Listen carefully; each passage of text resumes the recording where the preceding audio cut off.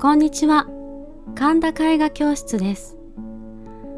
今回はデッサンを仕上げたいと思います。リンゴをよく観察すると、リンゴは実は球体ではなく、緩やかな五角形になっています。半分に切ると、リンゴの断面から五角形を感じられると思います。リンゴの真ん中は種の入っている部分が星形になっていますね。この星の隙間の延長線上がリンゴの五角形の角になります。五角形を意識するとリンゴの印象を表現しやすいです。さらに書き込んでいきます。リンゴの丸みや面の向きに沿ったタッチを入れると立体感が出てきます。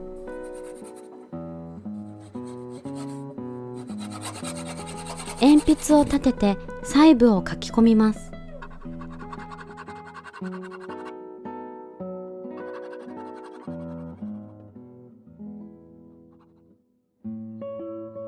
リンゴの模様は練りゴムを使って明るくしました。さらにリンゴの質感や細かい部分を書き込んでいきます。どこを書き込んだらリンゴが生き生きと見えてくるか、よく観察しながら書き進めました。ずっと同じ距離で自分のデッサンを見ていると、ちゃんと形が取れているのかわからなくなることがあります。そんな時、絵を逆さまにしてみたり、遠くから離れて絵を眺めるとバランスの違いに気がつくことがあります。リンゴらしくなってきました。リンゴの質感、表面の模様をしっかりと書き込みます。赤みの強い部分はさらに濃く、光っているツヤは練りゴムで明るく抜きます。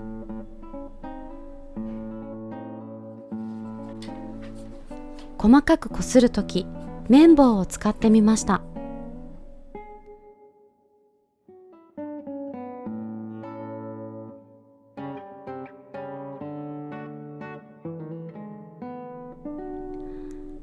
これで完成です。完成したらフィキサチーフをかけます。フィキサチーフは作品から30センチメートルくらい離して使ってください。画用紙の表面をコーティングすることにより、鉛筆が擦れたり劣化するのを防ぎます。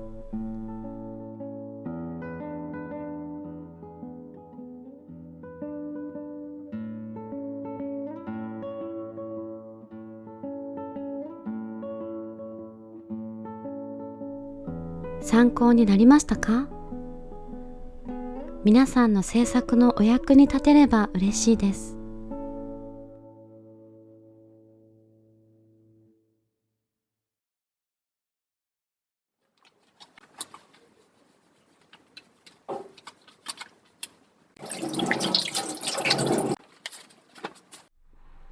次は何を描こうかしら。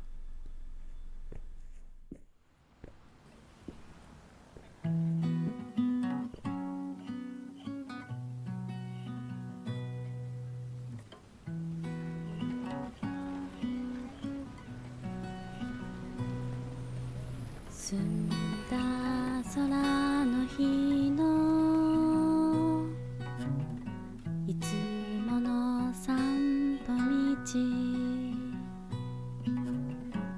雑草の中にぽっかりと浮かんだ白い花、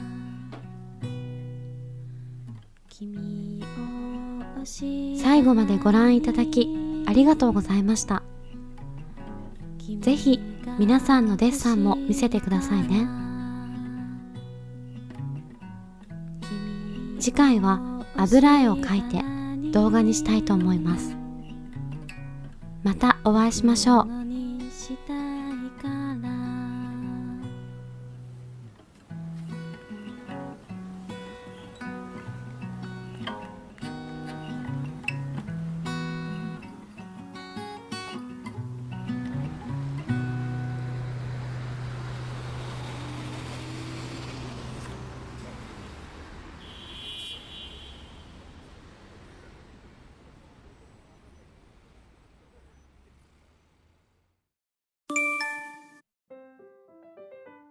LINE オンライン講座無料体験レッスンご予約受付中です。